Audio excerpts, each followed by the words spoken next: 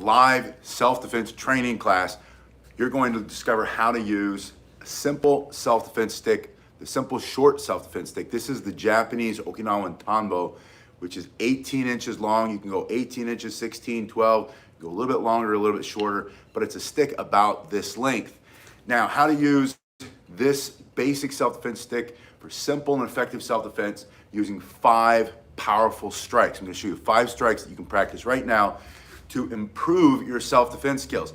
Now, I want to say from the start, and it makes me laugh just thinking about it, this is not to replace other self-defense tools. If you conceal carry one of these things, this is not to replace that. This is just something in addition to that tool. If you believe in using a bladed weapon for self-defense, that's your thing, then go for it. I'm not saying that this is superior. I'm not saying it's superior to anything, and I'm not saying that I know everything about it and that my way is the best way. I'm just showing you what I know and what you can practice. 5 powerful self-defense strikes using the simple and effective short self-defense sticks, short self-defense stick. All right, so let's get right to it because I don't like to talk at you as much as I normally do. The first move is going to be this simple thrust. It's my favorite move because it's immediate, direct, explosive, comes from me to the threat, and it will stop him right from the start. You're holding your stick. Hello, Doug. Hello, Doug. We've got both Dougs here. I'm simply thrusting. I want to take a lower position. I want to get one foot in front of the other. You're going to make yourself a smaller target. Your hand is in front of your body. Hello, Shahad.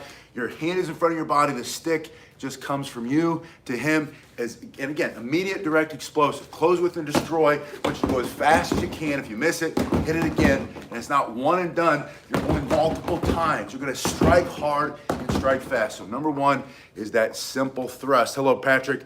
I'm in a better position. You're going to make yourself a smaller target by stepping back or stepping forward, turning your shoulders, turning your hips, put the stick between you and the threat, and that thrust is first. Now, you thrust anywhere along the center line of his body.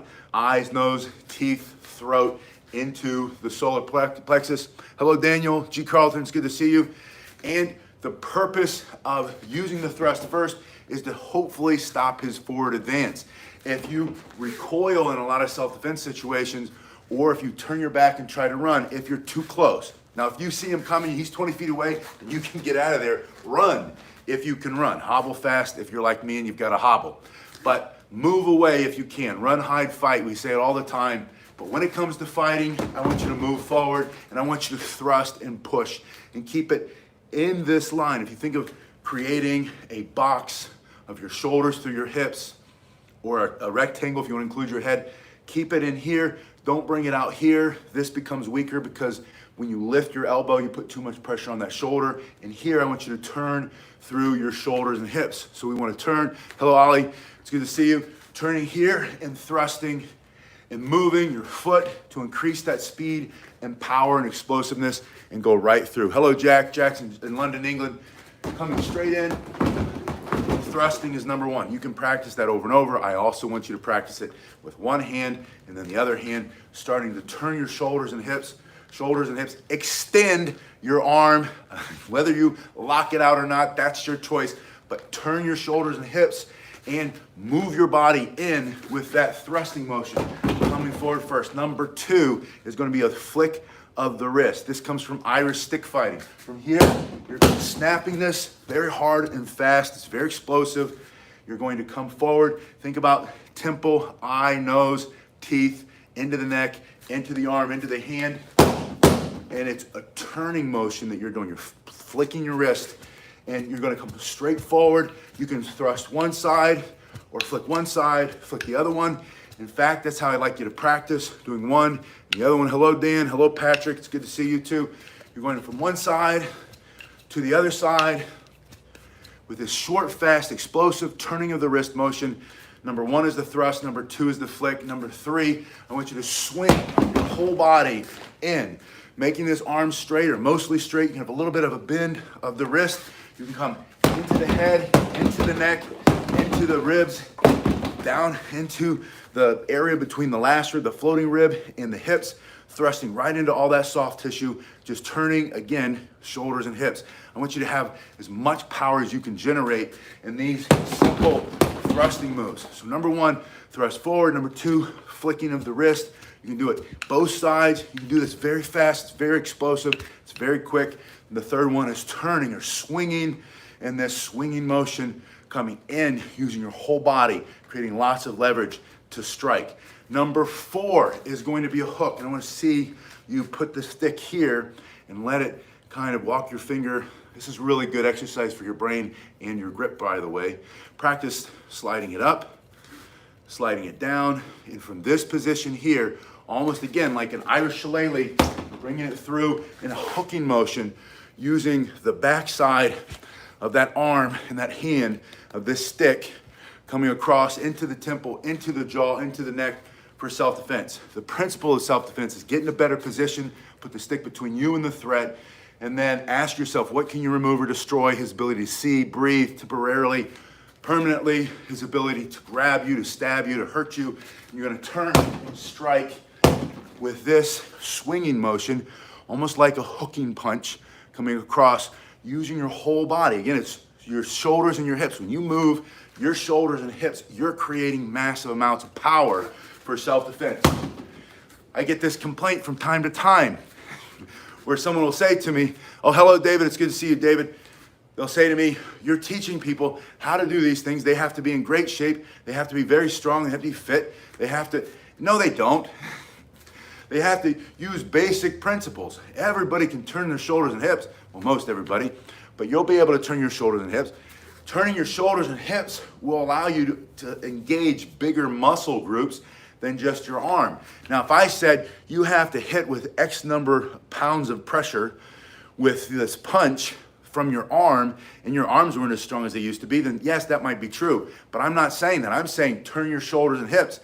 Most of us still can walk around and still can pick things up and move. Maybe not like we used to, but you don't have to be as strong and as fit to use this turning motion to strike with force. After this, number 5, the 5th of the 5 simple techniques to use with your short self-defense stick is a reverse thrust. And it's one of my most favorite techniques because the power that you generate. So think about striking here and coming back straight in this way.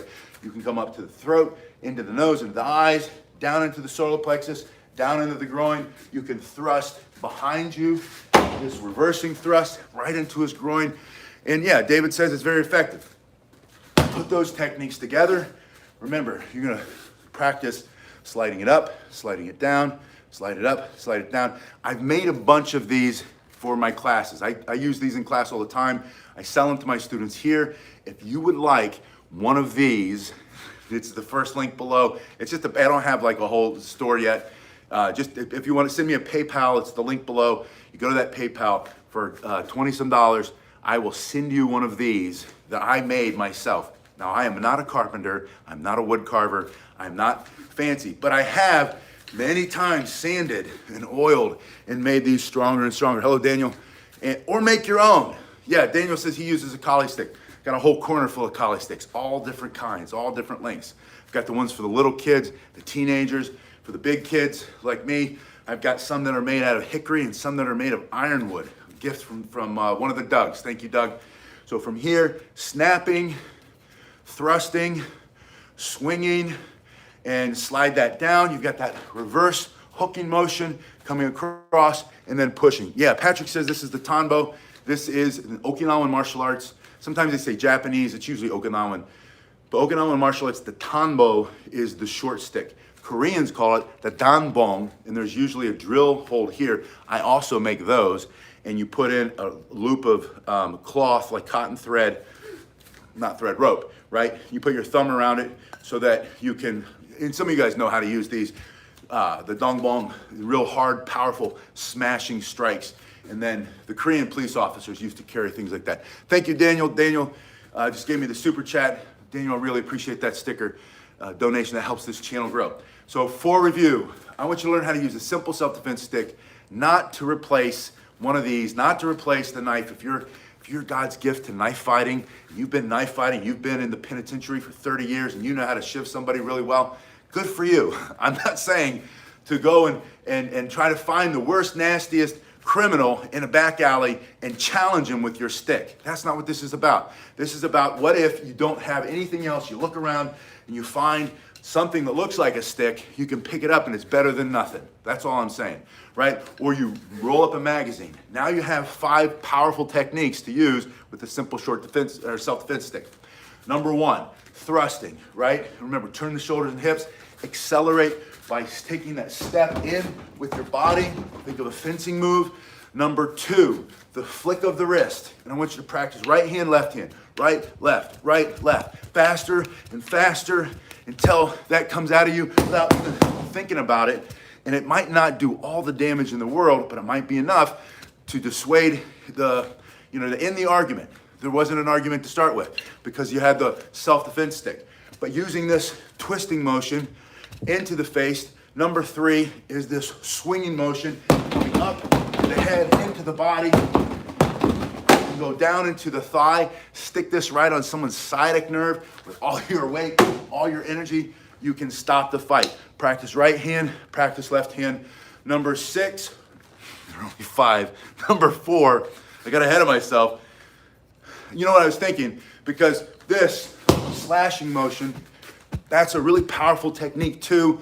We'll call that number 6. We'll call that the bonus. So I said 5 simple self-defense techniques you can use with your short, simple self-defense technique tool, the short stick, but we've got 6. Number 6 is gonna be like that collie stick, striking, or like with a knife, if you know how to use that knife, right?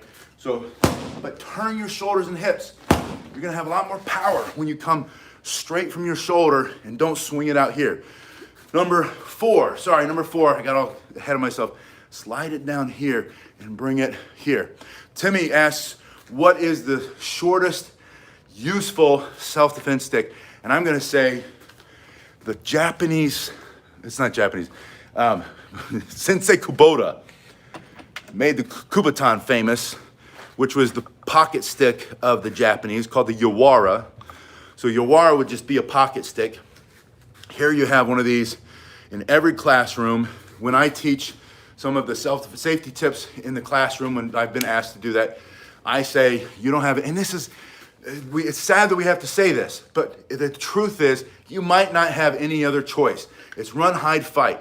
All of a sudden, your option to run is gone. Your option to hide is gone. The guy's right there, and you better pick up something and either throw it at him or smash him with it, or if nothing else, jump in on him and smash him with your body, smash him with your elbows, smash him with your fists. But fight, right? I think you pick up the drift for self-defense. If you have to fight, you fight. But you can take this. This is as wide as my big, fat, chunky hand. And now I can stick my thumb there, and I can thrust this way, bringing it down. Think about into his throat. I can swing this into his ear or into the neck, or I can bring it around the other side and thrust here. If he's behind you, you can bring it here. You can use it in the other position where you're here. You swing it here, swing it up. You generate all that. Timmy says tactical flashlight.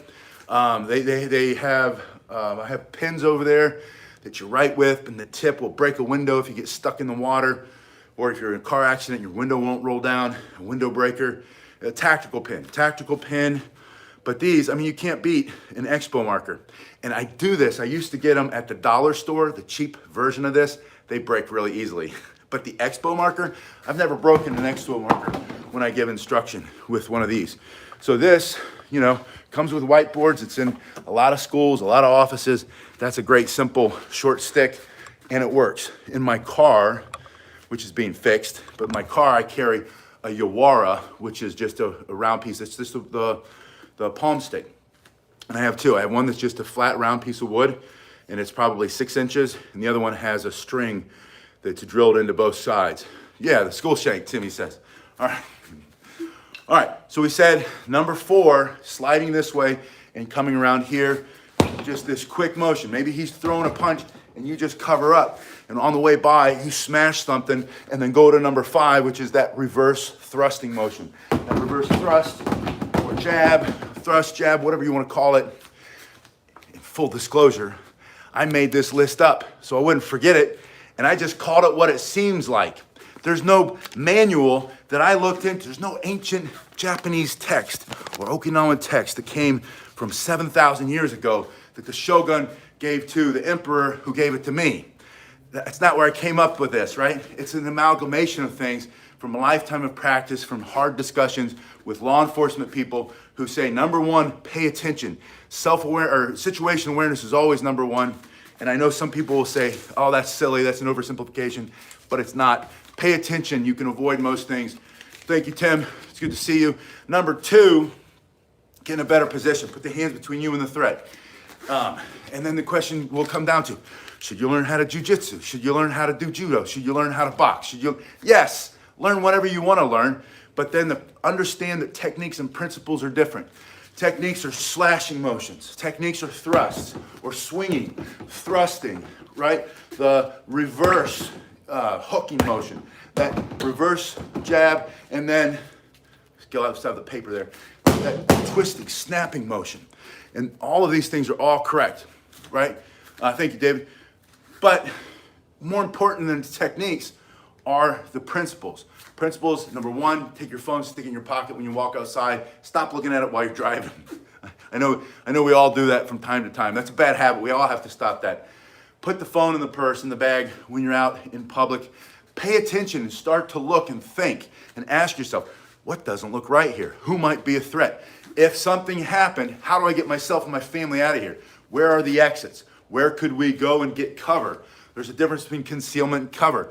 Concealment means I can hide behind this bag, but the bullet's going right through it, right? Cover means I get down behind the engine block of the car. I mean, understand those basic principles. And then when it comes to, that's the run and the hide part. Fight, learn how to get in a better position. Learn how to close with and destroy, violence of action. Ask yourself the question. The most important part of this whole thing is, what can you remove or destroy? And that's why I always start to laugh at myself and crack up when I think about the comments in the comment section, because I am not disagreeing with any of them. All of your comments about, well, you're going to have to learn some jujitsu. 90% of the negative comments, and they're very few, by the way. Yeah, combatives, they all share many principles. Thank you, that's exactly right. But 90% of the negative comments, which are very few overall, have to do with, well, if you have one of these, you don't have to worry about the rest of it. But I keep reminding everybody, you can't carry this everywhere. You can't take it to a sports game. You can't take it into a concert. You can't take it into a lot of places. The criminal can, and they do, but you can't if you're a law-abiding citizen. And then that's just in this country because of the Second Amendment. You go overseas, you can't even have it most places. You go up north, they're taking it away from them up there. You go to other countries, there are so many limits and limitations, and a lot of people don't even want to carry one for a lot of different reasons. So why not have more than one option? That's all I'm saying. Yeah, Tommy says they have a lot of carry.